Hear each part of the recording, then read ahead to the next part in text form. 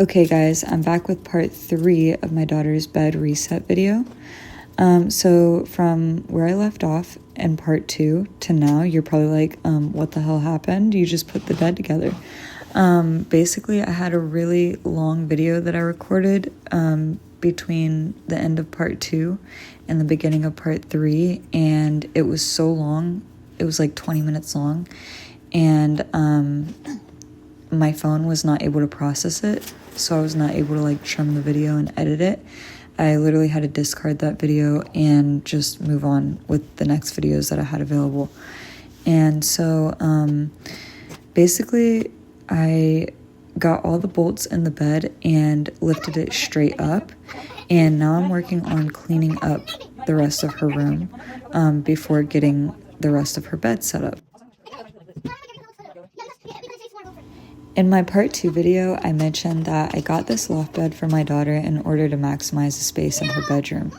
My daughter does have a lot of toys, but she also has a pretty small room. So I would like to give her the most space she can possibly get. And that way her room doesn't feel so cluttered all the time. You can see her kind of running around her room, getting all excited about how it looks now. And here I am, moving everything out of the way so I can vacuum a little space, because I want the toy box to go back there.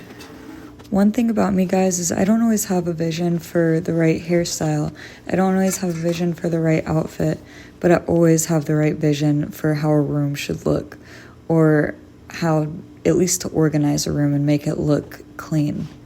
I feel like in a space like this, it's important to kind of fill the perimeter of the room and put everything against the walls where it fits nicely, so that way you have a big open space in the middle for lots of running around and just making the room feel like it has more space than what it really does.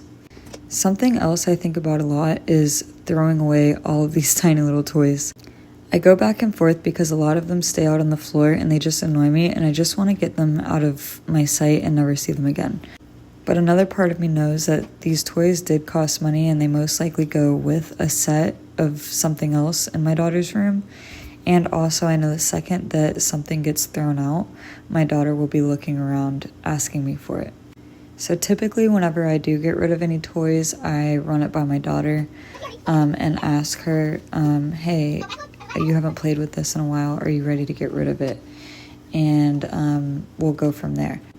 But I will say, if something is broken, or if it's just a random piece that I know it doesn't go into anything, or a missing Barbie doll shoe, then it's getting thrown away. So now I'm just unpacking my daughter's mattress. This came in the mail from Amazon, and as you can see, it's one of those, like it's, what's the word for it? It's like squished down, and then you open it and it like pops up. I thought it would be a great idea to lift the bed up, like rolled up, and then unroll it on the bed and cut it out so it would just pop up on the bed.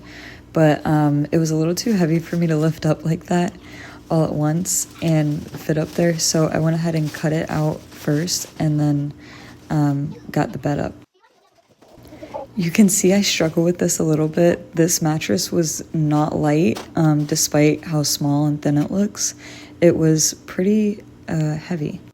This bed also has like a good grip on it, like it doesn't slide very well, so whenever I was moving it into my daughter's bed, I had to like pick it up multiple times to get it up onto the bed frame, if that makes sense.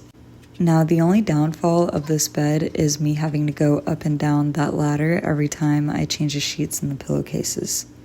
But I honestly get up there every night anyways to read my daughter a book, so it's okay. This is it for my daughter's bed reset video. I hope you guys enjoyed watching, and I'll see you guys back for my next video soon.